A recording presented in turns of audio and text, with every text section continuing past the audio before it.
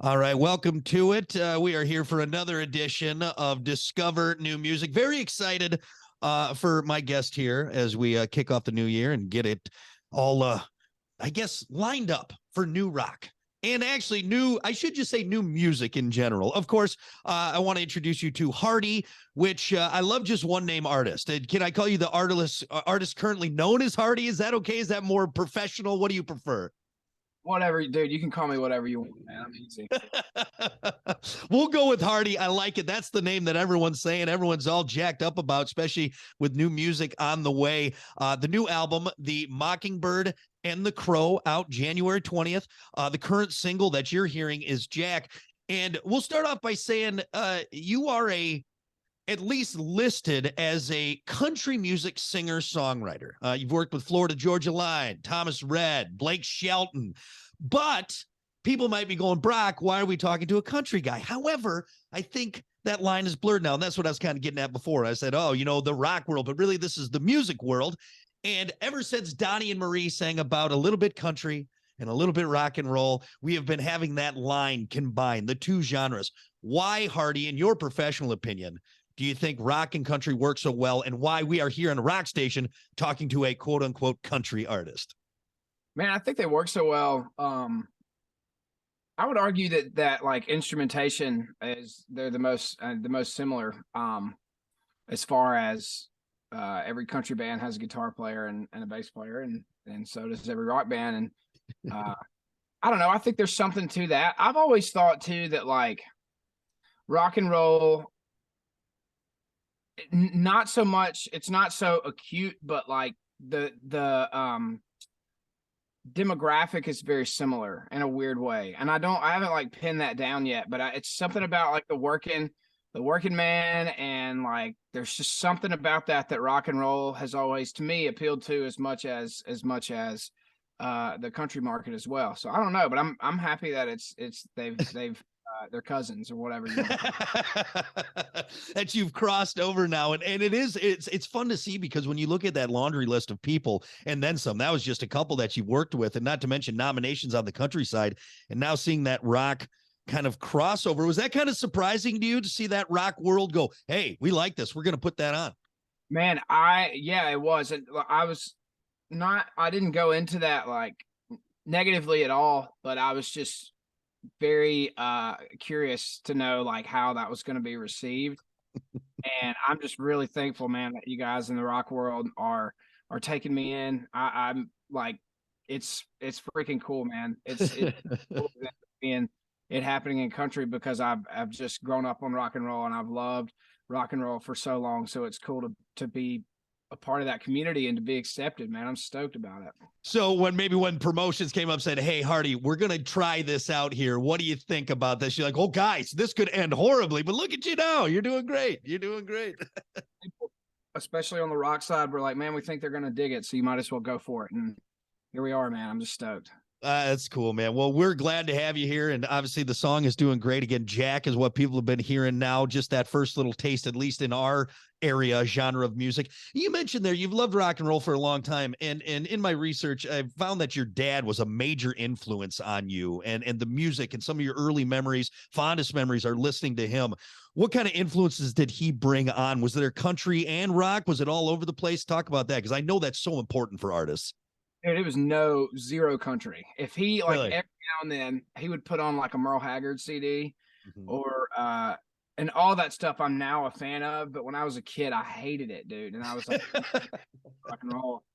And it was like the harder, the heavier, the better. But dude, it was everything. I mean, all the classic stuff like um all the big bands, right? Pink Floyd, Zeppelin, and all that. And then he had his own like little quirky bands and artists like Billy Thorpe and like Robin Trower and some of those like random Yeah. people. And I don't know. So a lot of classic rock. And then that kind of segued into me discovering like rock and roll, like on my own when I was a kid growing up, like through MTV and stuff like that, and listening Yeah. to some local rock stations.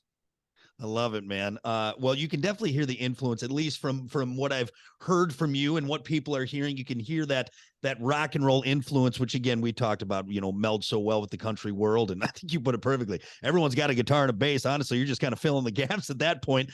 Writing a record. And again, just referencing back to who you've worked with before, with this one, with your now second album, The Mockingbird and the Crow, where you like, all right, I'm writing a country album with a rock feel. I'm writing a rock album with a country feel. Was that even in your thought process, or were you just writing? Man, honestly, I was just writing until I had I would say 8 songs on hold for the record that I knew I was going to cut. And me and my producer, Joey, looked down and we were like, man, this is like half and half. Like it's half rock and it's like half of the songs are heavy and half of them are like regular country songs. And then from then forward, I kind of went into it consciously saying like, let's write literally a half and half record. But it kind of, the first half of it happened on accident. And then the back half was a little more intentional. And we actually didn't write The Mockingbird and the Crow until that was the last song we wrote for the record. Really? Yeah, it kind of, I'd had that idea and I'd written that title down and I didn't even know like that it would be for this record. I just thought that sounded cool. And then I got together with some guys and they were like, can't we just write one more for your record? Cause I thought my record was done. And I was like, no, I'm done. And then I started looking at my ideas and I was like, man, that'd be a really good title for this record. Yeah. And so we ended up writing it. And it was the last song we cut for the record. Oh, that's cool. That's cool.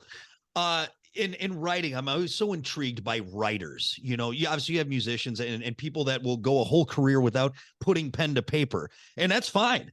But with writers, and you kind of now see, I think, this much more appreciation for the people who are putting the words down. Is it easier to write for yourself? Do you just write for yourself and then hope that it sticks for another artist? Or is it harder when you got to sit down and say, I'm writing a song for me, as opposed to maybe writing for Blake or Florida Georgia Line or whoever? I would say, no, I think it's easier to write for myself because it's a little more free and there's not as many like rules, I guess you would say, you can kind of say what you're really thinking as opposed to sugarcoating it sometimes because not everybody is going to say it the way that you would say it. Yeah. But no, I mean, I've always said like when I sit down in the room to write with like my collaborators and stuff, that I just want to write the best song in the room that day, and and if it turns out to be one of mine, it does, and if not, then that's totally fine. And I love I moved to town to write songs for other people, which is a huge industry, in Nashville, and so I still love doing that, man. Like. So now that this record's done, my like writing for me brain is shut off, and probably for the next year, I'll just focus on writing songs for other people and trying to get hits on the radio. And then, about a year from now, I'll probably start thinking about writing for a record again.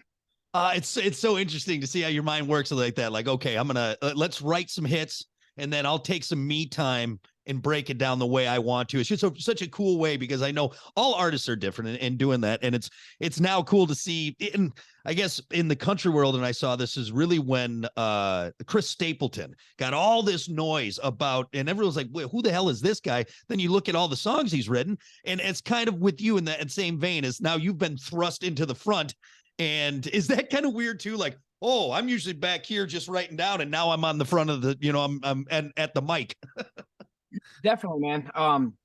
Especially my first like couple years into it, because I kind of went into the artist thing like I was just a songwriter, and for a long time that's all I wanted to be.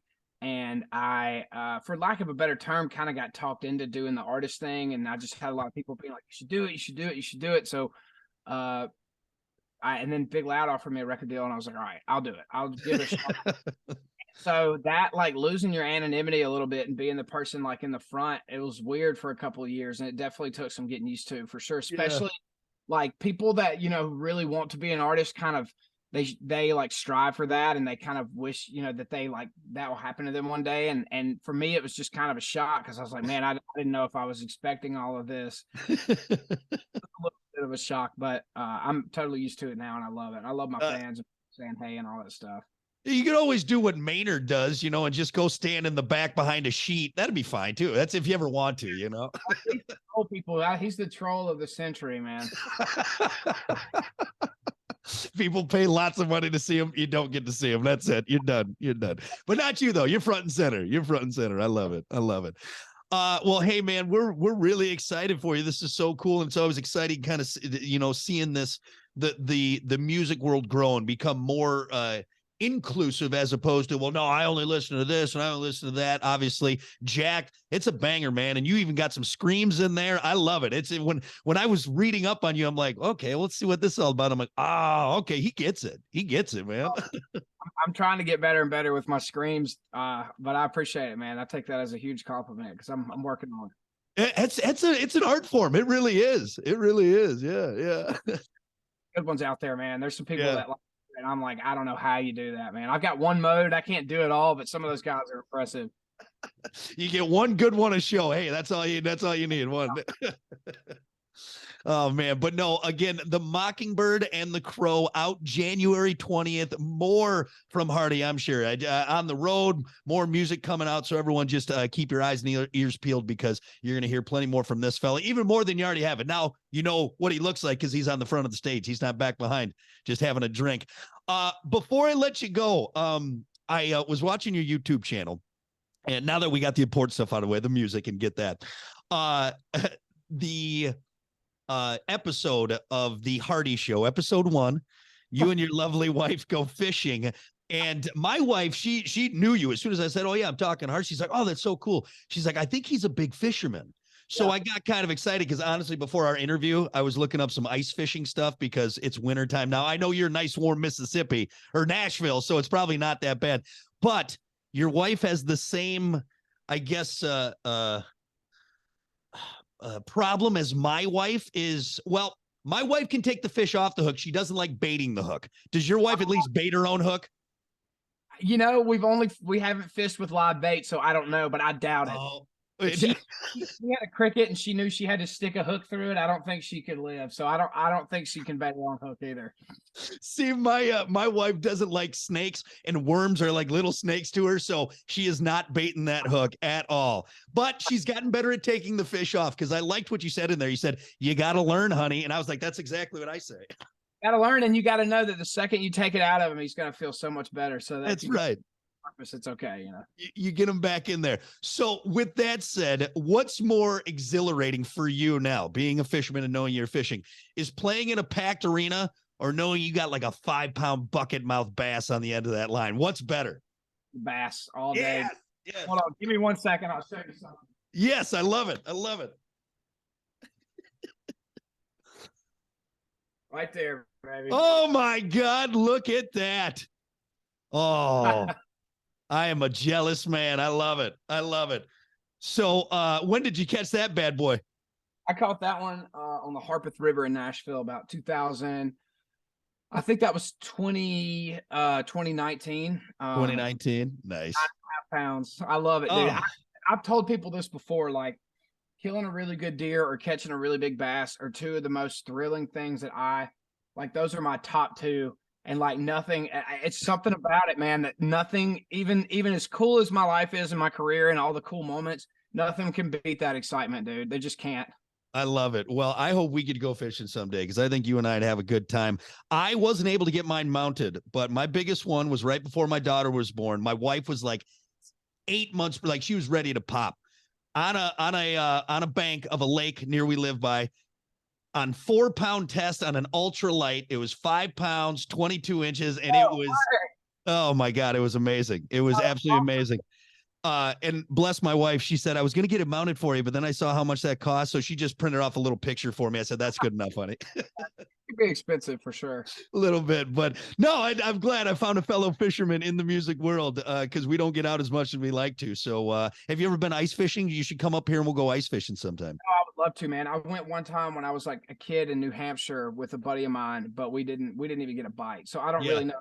And I wasn't like drinking them, but I've heard like sitting in the ice house or whatever you call it and drinking beers and like just hanging out is like just as much fun as like the actual fishing. Oh, let me correct myself. Why don't you come up here? We'll sit in a shanty and drink beer and maybe catch a fish. How about that? That's better. That sounds good. I love it. All right, good. Well, nice to know I got a fellow fisherman here. We'll get out there and hit the water one of these times. Before you go now, rapid fire. I do this with everyone. There's no wrong answers. You just go with what's in your heart. Okay. First one, waffles or pancakes? Waffles. Are you a Waffle House guy? Yeah, somewhat. Yeah, if I'm really drunk at the end of the night. What is it about Waffle House? You only go there drunk. You never go there sober, ever. Open, man. Oh, I love drunk Waffle House. Drum solo or guitar solo? Guitar solo. George Jones or George Strait? George Jones. Sammy Hagar or David Lee Roth? David Lee Roth. Would you rather see Bigfoot or El Chupacabra? Bigfoot. Is Mississippi a Bigfoot state? You guys get into Bigfoot down there, don't you? Yeah. Bogachita swamp monster. Bogachita is a Choctaw Indian reservation, and there's an alleged swamp monster like Sasquatch that lives out there. Oh, so it's a swamp monster / Sam Squatch is what it is. I like it. Trailer Park Boys guy. That's right. You got it. I figured you'd get that reference. All right. And I don't ask this one, everyone, but you're a cool enough guy. I think I can get away with it. Would you rather have wiener size nipples or a nipple size wiener? Wiener size nipples, dude, for sure. I think that's the right answer, isn't it? I think so. What's the other one, man? That's lame. You tape them down, maybe have a little fun with it. You figure it out. Yeah, just wear a hoodie every day. There you go. You'll be fine. I like baggy clothes anyway, so it works out. Thank you for humoring me, Mr. Hardy. I cannot wait to hear more from you. And again, thanks for taking the time. Everyone, the new album, The Mockingbird and the Crow, out January 20th. Keep it spinning. You keep hearing Jack and all the great stuff on there. Appreciate it, man. And congrats on everything. And I can't wait to catch up with you. Thank you very much, man. We'll go ice fishing sometime soon. I love it. I love it. Once the ice is here, we'll be set to go. So, all right, we'll see you, bud. Thank you so much.